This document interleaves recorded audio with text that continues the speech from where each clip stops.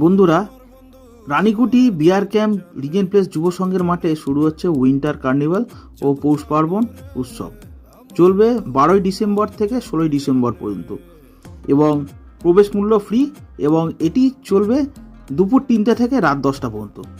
এইখানে আপনারা পাবেন নানা রকম জুয়েলারিস, নানা রকম ড্রেস, নানা রকম মাটির জিনিসপত্র হাতে তৈরি করা এবং নানা রকম সুস্বাদু খাবার এখানে আপনারা পেয়ে যাবেন। তো আপনারা আসুন, এখানে একবার ভিজিট করে যান।